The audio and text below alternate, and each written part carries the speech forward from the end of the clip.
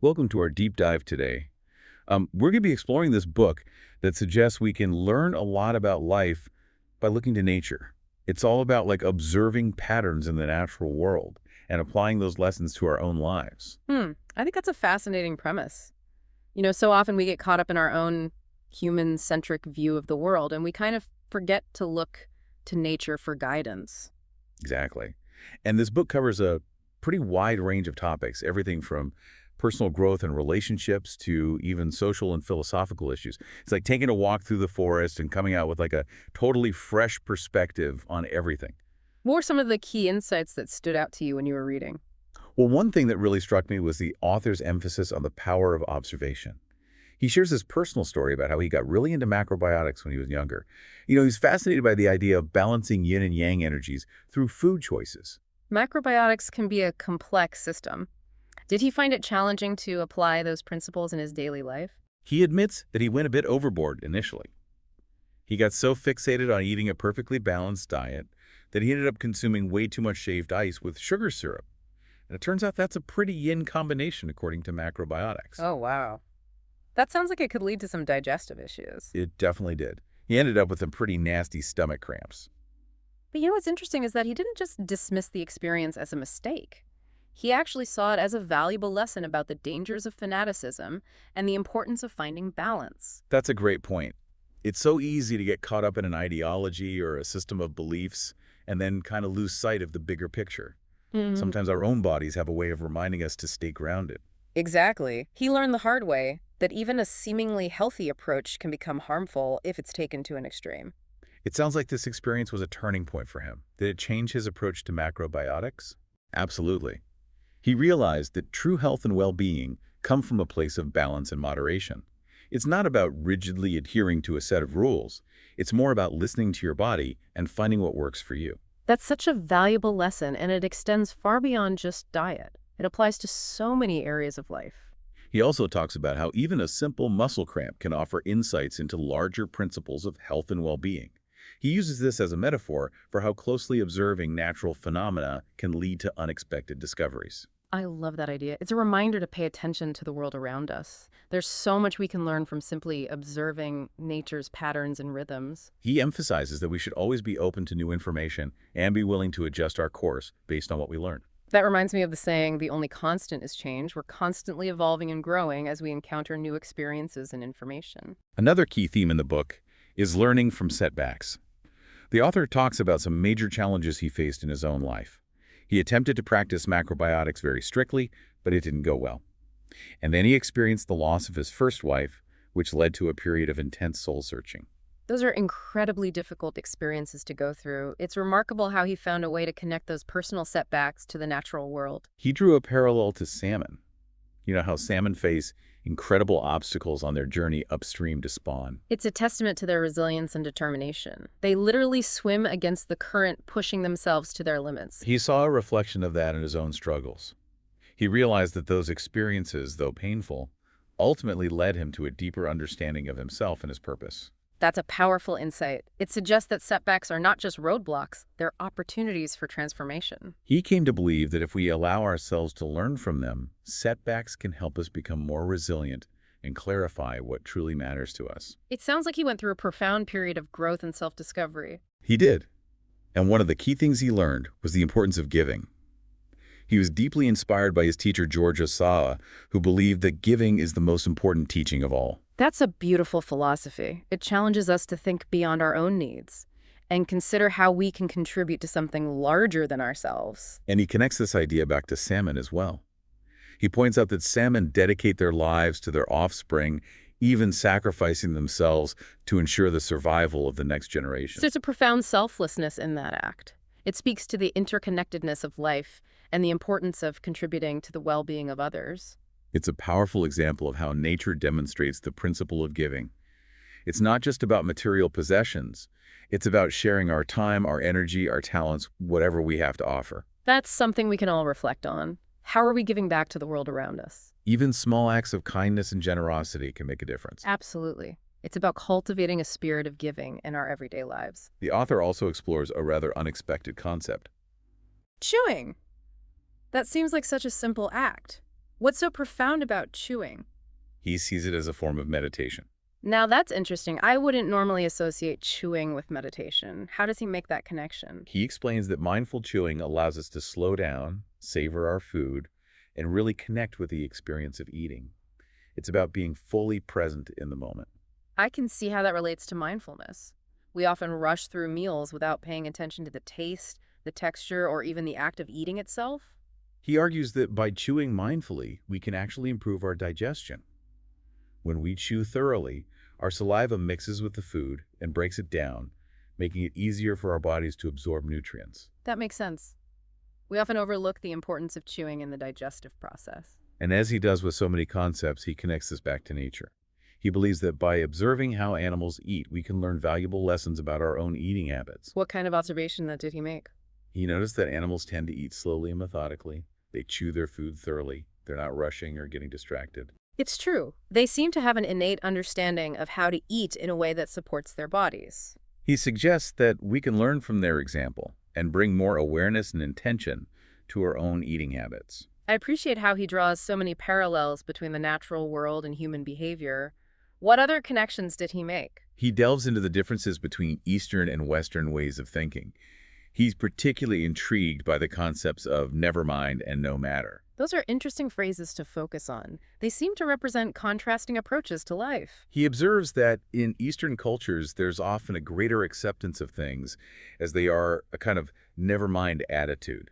Whereas in Western cultures, there's a stronger emphasis on analyzing, understanding, and controlling things. It's a generalization, of course, but I can see how those tendencies might manifest in different cultural contexts. He uses a really interesting example to illustrate his point.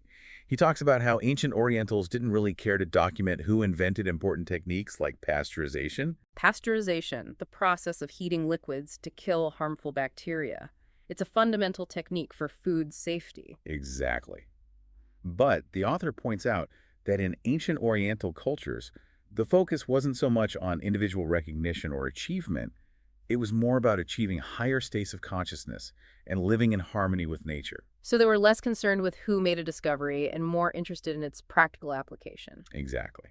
They were more focused on the collective good than individual accolades. And he believes that these differing perspectives have shaped the development of science, technology, and even society in both Eastern and Western cultures. That's a fascinating observation. It suggests that our cultural values have a profound impact on the way we approach progress and innovation. It makes you wonder how different our world might be if we adopted a more holistic approach.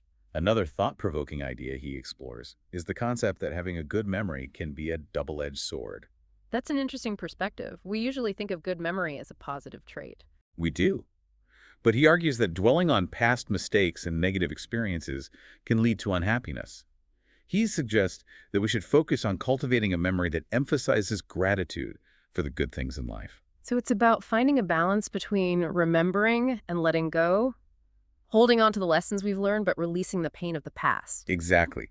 He's not suggesting that we should forget everything bad that's happened, but he encourages us to focus on the positive aspects of our memories and use them to fuel our growth. It's a reminder that we have some control over how we remember things, and that choosing to focus on the positive can have a significant impact on our overall well-being. He then introduces this really interesting concept of jiu-jitsu and so as a way to understand the duality of things. He explains that jiu-jitsu refers to the true nature of something, while so represents its outward appearance. It reminds me of the saying, don't judge a book by its cover. There's often more to things than meets the eye. He uses several examples to illustrate the concept. Like he talks about the heart. From a purely physical perspective, the left side of the heart, which pumps blood to the entire body, is the most developed. So in terms of outward appearance, this appears to be the strongest part. But we know that the heart is more than just a pump. It's also a symbol of emotion and intuition. Exactly. And from an energetic perspective, jiu-jitsu, the right side of the heart, which receives blood from the body, is considered more yin or receptive. So even though it may not appear as physically strong, it plays a vital role in the heart's overall function. I see how that distinction between outward appearance and true nature applies to the heart. Did he give other examples? He talks about the concept of summer. On the surface, summer is hot, vibrant, and full of energy. But its true nature, jiu-jitsu is about growth, abundance, and nurturing life. That's a beautiful way to think about summer. It's not just about the heat and the sunshine. It's about the underlying forces that are at work in nature. He even uses jujitsu and so to discuss the difference between rich and poor people. How does that concept apply to wealth and poverty? He suggests that a rich person may appear wealthy on the outside but their true nature, jujitsu, might be driven by scarcity and a fear of losing what they have. So their wealth may be more of a facade, a way to compensate for a deeper sense of lack. Exactly. On the other hand, a poor person may lack material wealth but their true nature, jujitsu, might be characterized by generosity, compassion, and a deep sense of connection to others. It's a reminder that true wealth is not measured by material possessions, but by the richness of our inner lives. He doesn't provide all the answers. He wants us to engage with the idea and see how it might apply to our own lives and experiences. I like that he leaves room for interpretation and personal reflection. It encourages us to think critically about our own assumptions and biases. Finally, the author shares some insights from his travels to temples and churches around the world. That's interesting. Did he find any common threads among these different places of worship? He observed that many of them have become more focused on rituals and outward appearances than on the essence of spirituality. It's a common critique of organized religion that the form can sometimes overshadow the substance. He believes that true spirituality lies in cultivating inner peace and gratitude. It's about finding that connection to something larger than ourselves, whether that's through nature, a spiritual practice, or simply by living a life that aligns with our values. It sounds like he's advocating for a more personal and experiential approach to spirituality. He definitely is. He believes that we can create our own temples in our hearts and minds, places where we can cultivate peace, gratitude, and a connection to something greater than ourselves. That's a beautiful image. It reminds us that we don't need elaborate rituals or grand structures to experience spirituality. We can find it in the simple act of connecting with ourselves and the world around us. And he ties this back to the central theme of learning from nature. He suggests that we can find a sense of peace and inspiration by simply observing the natural world around us.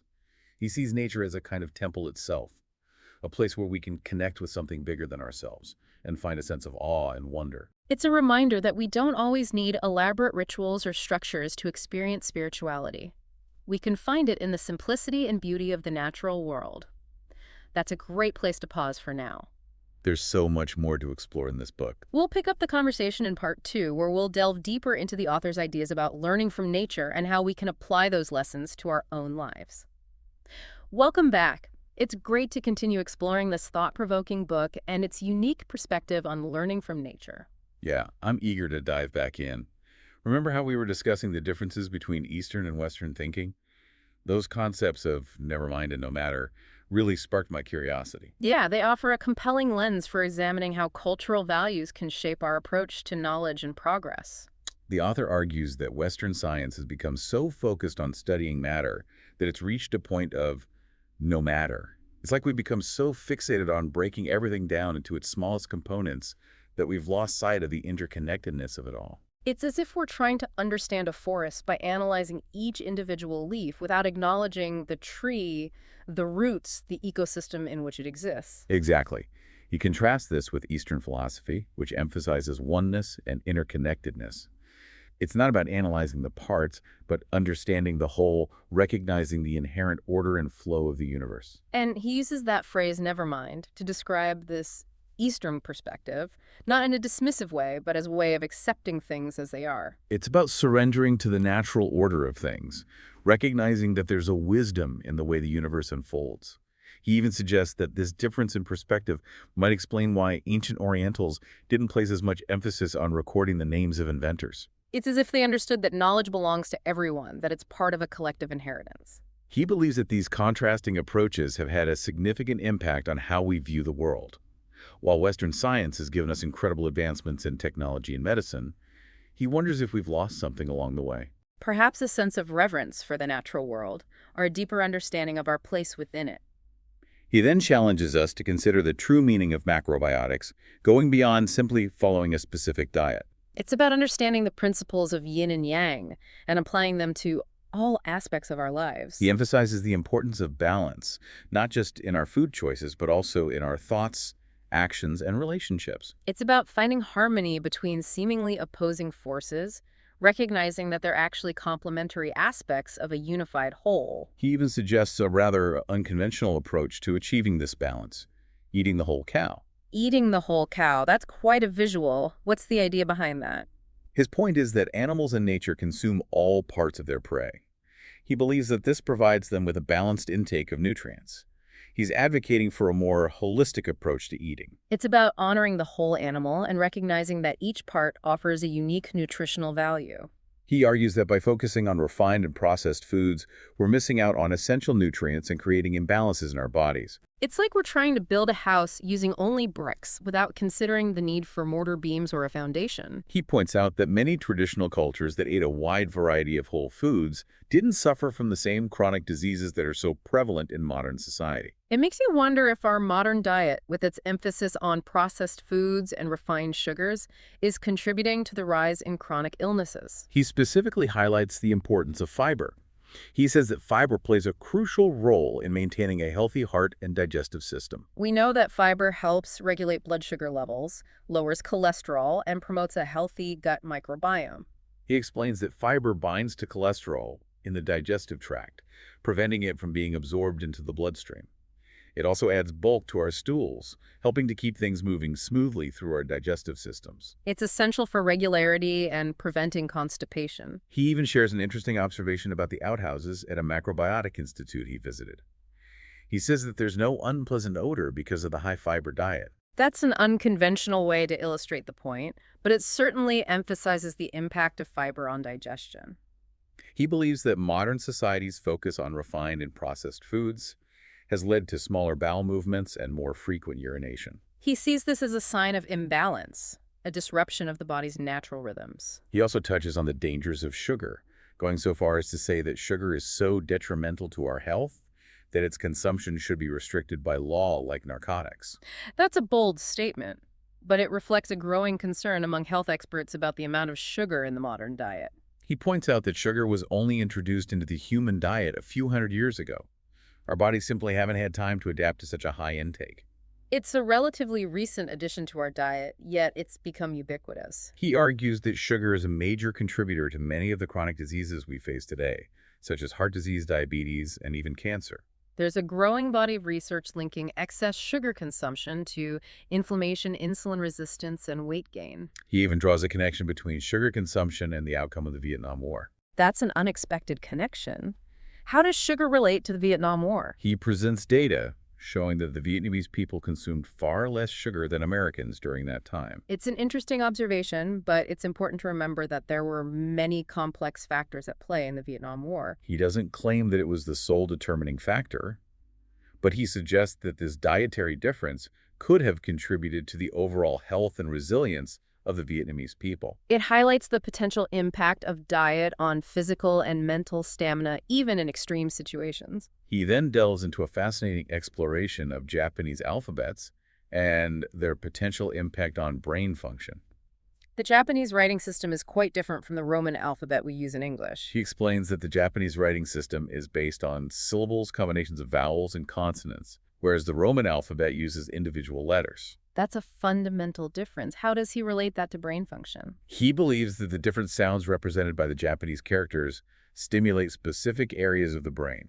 It's like a form of mental exercise, activating different neural pathways. For example, he says that the A sound is linked to the frontal lobe, which is involved in planning decision-making and abstract thought. The E sound, on the other hand, is associated with the parietal lobe, which plays a role in sensory processing, spatial awareness, and language comprehension. So he's suggesting that using different sounds, different syllables, can actually engage different parts of the brain. He connects this back to the macrobiotic principle of balance, proposing that using a variety of sounds in our language can promote balance in our brains. It's a fascinating concept suggesting a link between language and cognitive function. It makes you wonder if exploring different languages or even different forms of creative expression like music or art could enhance our cognitive flexibility. He then shifts his focus to the importance of maintaining balance in our physical environment, sharing his experience of cutting down redwood trees on his property. That's a sensitive topic. Redwoods are considered sacred by many people. He acknowledges the cultural significance of redwoods, but he explains that the trees on his property were growing too densely, preventing sunlight from reaching the ground and inhibiting the growth of other plants. It sounds like he saw it as a necessary step to restore balance to the ecosystem. He also points out that selective logging can actually benefit the remaining trees, giving them more space to grow and thrive. It's like thinning out a garden to allow the strongest plants to flourish. He draws a parallel to the Indian reverence for cows. While he acknowledges their cultural importance, he questions whether it's always beneficial to protect them at the expense of other aspects of the ecosystem. It's a complex issue. It raises questions about how we balance competing values and priorities. How do we weigh cultural traditions against ecological concerns? He reminds us that balance is key. We need to consider the needs of all living things, not just a select few. It's about understanding the interconnectedness of all things, recognizing that our actions have ripple effects throughout the ecosystem. He then introduces a concept from Taoism. Wu Wei is often translated as non-action or effortless action. He explains that it's not about doing nothing. It's about acting in harmony with the natural flow of the universe. It's about letting go of our ego's desire to control and allowing things to unfold naturally. He uses the analogy of a cook who doesn't just treat the symptoms of a dish gone wrong, but seeks to understand the root cause and adjust the recipe accordingly.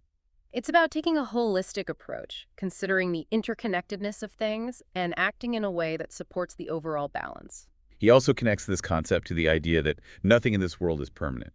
Everything is in a constant state of flux. It's a reminder to embrace change and to let go of our attachment to things as they are. He shares examples of famous individuals who achieved great success but ultimately found themselves unhappy. Like Thomas Edison, who expressed regret that his inventions didn't bring people lasting happiness, or Mahatma Gandhi, who was disheartened by the violence that erupted after India gained independence. He argues that true happiness comes from understanding the impermanence of things and aligning ourselves with the natural order of the universe. It's about finding contentment in the present moment, rather than chasing after external achievements or possessions.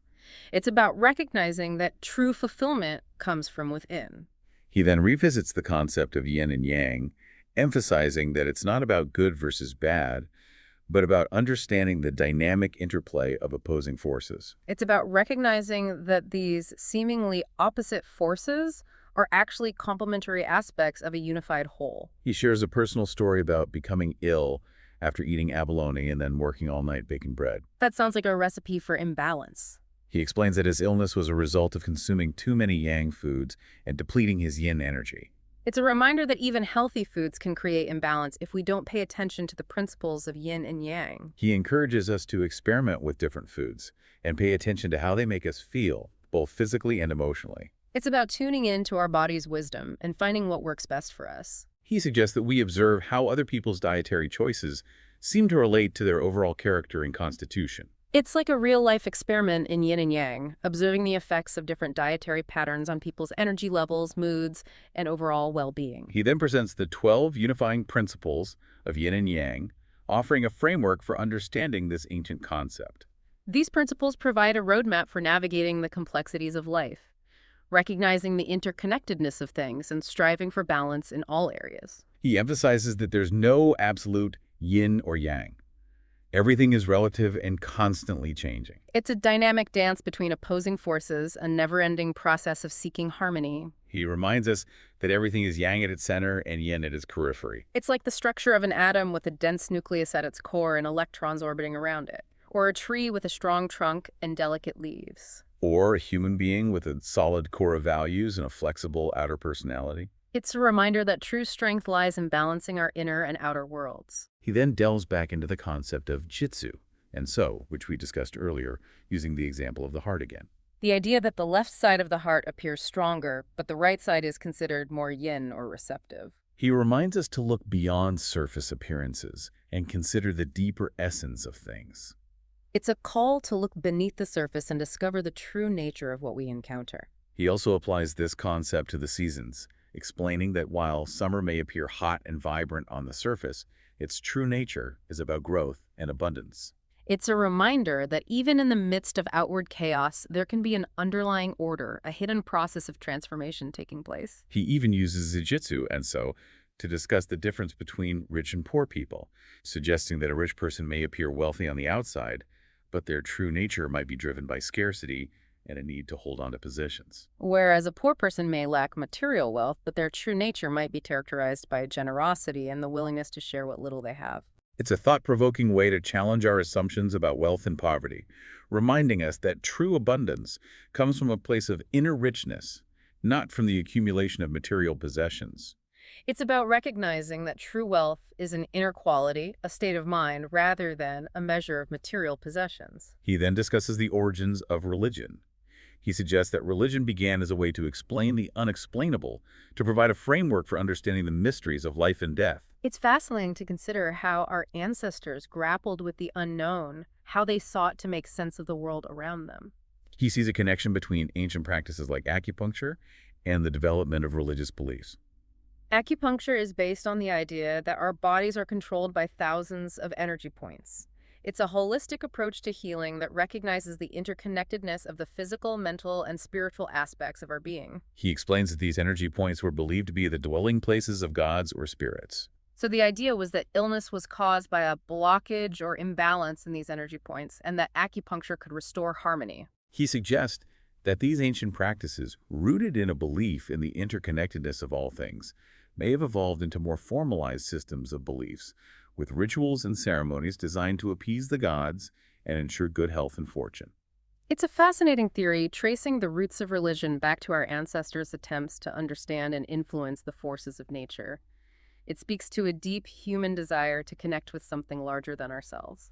He also critiques the tendency of organized religion to focus on rituals and outward appearances, rather than the essence of spirituality. He believes that true spirituality is about cultivating inner peace, gratitude, and a connection to something larger than ourselves, not just going through the motions of religious rituals. He emphasizes that true spirituality is not confined to specific buildings or rituals, but it's something we cultivate within ourselves through our thoughts, actions, and way of life. It's about finding our own personal connection to the divine, whether that's through nature, a spiritual practice, or simply by living a life that aligns with our values. He encourages us to create our own temples, places of peace and contemplation where we can connect with something bigger than ourselves. These temples can be physical spaces, like a garden or a meditation room, but they can also be internal spaces cultivated through practices like mindfulness, gratitude, and compassion. It's about finding what works for us, creating a space where we can nurture our spirits and connect with something greater than ourselves. Welcome back to our deep dive into this fascinating book that explores the idea of learning from nature. It's been a truly insightful journey so far. Yeah, we've covered so much ground, from the power of observation and learning from setbacks to the importance of giving and finding that balance in all aspects of life. The author has a remarkable ability to kind of weave together personal anecdotes, philosophical insights, and scientific observations into this really compelling narrative. He definitely does. And he also challenges us to rethink some of our assumptions about the modern world. Remember his story about cutting down the redwoods on his property? He explained that it was necessary to restore balance to the ecosystem, even though it might seem counterintuitive. Right. Well, he draws this interesting parallel between that experience and the dramatic transformation of our environment over the past few centuries. He talks about how Wall Street, now a symbol of financial power and these towering skyscrapers, was once surrounded by pasture land. It's a pretty stark contrast that highlights the rapid shift towards urbanization and industrialization that's taken place. He sees this transformation as a shift from a more yin energy to a more yang energy. The skyscrapers, the constant activity, the pursuit of progress, they all represent a concentration of yang energy. Exactly. And he argues that this shift has had a profound impact on our food system. For thousands of years, grains and vegetables were the foundation of the human diet. They were the foods that sustained our ancestors and allowed them to thrive. It was a simpler way of eating, more in harmony with the natural rhythms of the earth. But as our environment became more yang, our diets shifted as well. We started to consume more animal products and processed foods, moving away from a more balanced way of eating. It's almost like our diet started to mirror the fast-paced, industrialized world that we were creating. And he expresses concern about the environmental impact of animal agriculture. It requires vast amounts of land and water and energy, and it produces a significant amount of greenhouse gases. Our food choices have far-reaching consequences, impacting not only our own health, but also the health of the planet. He also criticizes the way that animals are raised in these modern factory farms, describing these inhumane conditions they have to endure. Yeah, it's disturbing reality that many of us try to ignore. He argues that these practices are not only unethical, but they're also detrimental to our health.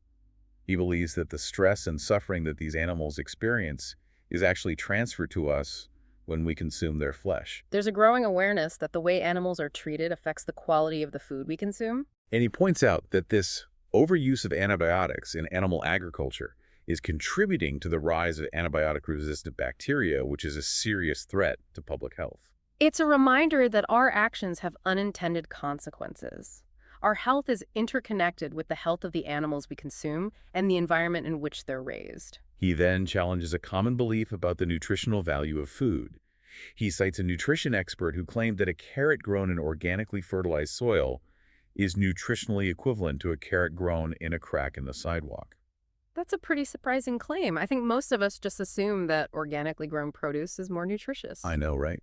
But he argues that the quality of the soil has a direct impact on the nutrient density of the food we eat.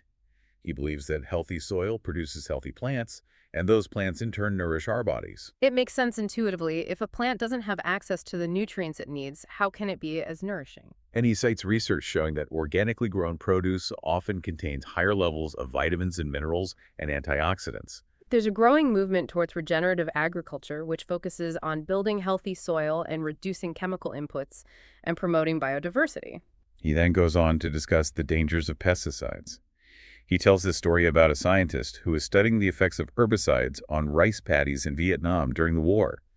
And the scientist discovered that the herbicides were not only killing the plants, they were also contaminating the water supply and harming the health of the Vietnamese people. That's a tragic example of how chemical warfare can have unintended and devastating consequences. He connects this back to our modern food system, where pesticides are so widely used to control pests and increase crop yields.